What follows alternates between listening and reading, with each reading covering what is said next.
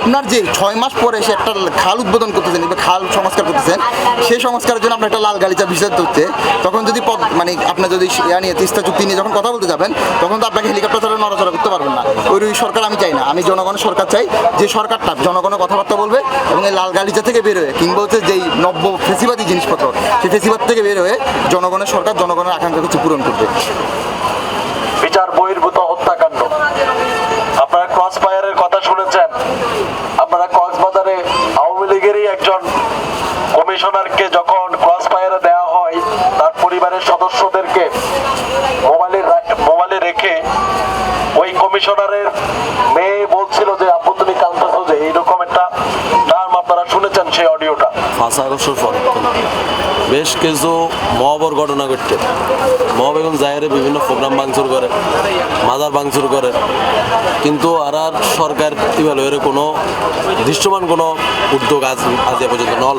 দ্বিতীয়ত হইল যে এই বিচার বহির্ভূত হত্যাকাণ্ড যেবারে আরা অ্যাড্রেস করে দিই, এবার ফ্যাসিজমের গ্রেট সাইন বলে আহতরা যে এখন পর্যন্ত তারার মধ্যে উৎকণ্ঠা আছে, অপ্রাপ্তি জায়গা আছে। এইবার লোয়েরা আরা আসলে খুবই বিব্রত এবং আরা খুবই হতাশ। যে আসলে আমরা কি আন্দোলনের কারণে, অর্থাৎ জুলাই আন্দোলনের কারণে কি আহত হয়েছে কিনা, অর্থাৎ এমন হয়ে গেছে ব্যাপারটি যে নিজেরা আন্দোলন করেছে, একটা দেশকে স্বাধীন করেছে, সেটির প্রমাণ এখন দিতে হচ্ছে প্রতিনিয়ত। দেখেন, আমরা হচ্ছে অন্তর্বর্তীকালীন সরকার গঠন আগ থেকে যেমন আন্দোলন করতেছি, ঠিক তেমনই অন্তর্বর্তীকালীন সরকার গঠনের পর থেকে আমাদের যে বিভিন্ন মবের বিরুদ্ধে আপনারা দেখছেন, আমরা কন্টিনিউয়াসলি আন্দোলনগুলো করেই যাচ্ছি।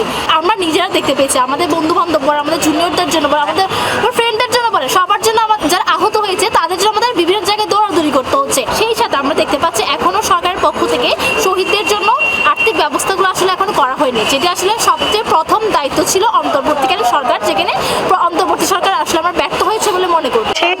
ঠিক তখনও আজকে আওয়ামী লীগের 500 জন কর্মী জামিন লাভ করেছে, যারা জুলাই আগস্ট মাস জুড়ে আমার ভাইদের উপরে, আমাদের উপরে আক্রমণ করেছে, তারা আজকে জামিন লাভ করেছে। প্রথম কথা হচ্ছে যে আমরা যখন রাষ্ট্র হিসাবে চিন্তা করি বা রাষ্ট্রের একটা বিপ্লবী সরকার হিসেবে চিন্তা করতেছি, তখন আমরা জানি যে বিপ্লব কখনো হচ্ছে যে কি নেগোসিয়েশনের জায়গা না, একটা রিজিড জায়গা। তার মানে আপনাকে সিদ্ধান্ত নিতে হবে খুব স্ট্রিক্টলি। দ্বিতীয়ত হচ্ছে যে কি আমরা জুলাই যারা যে মানুষগুলো হচ্ছে যে কি এত জীবনের ঝুঁকি নিয়ে এই ধরনের কাজগুলো করলো, এবং একই সাথে আওয়ামী ফেসিবাদ যে ওই জিনিসটা নির্মূল করলো, আপনি ফেসিবাদ তো এভাবে নির্মূল করা হয় না। ফেসিবাদ নির্মূল করার জন্য প্রশাসনিক জায়গা থেকে, রাষ্ট্রের সংগঠন থেকে, রাষ্ট্রের যে সংস্কার, সেই সংস্কার জায়গাগুলো থেকে আপনার ফেসিবাদকে ডিসমেন্টাল করার কথা ছিল। আপনার এইসব জিনিসপত্র কোনো কিছু করতে দেখলাম না, বরং সেই প্রশাসনকে আবার ঘুরে ফিরে এই জায়গা থেকে ওই জায়গায় ট্রান্সফার, এই জায়গা থেকে ওই জায়গায় বদলি করে ওই মানুষগুলোকে সমানভাবে, সমান তালে কাজ করতে করা শুরু করলো।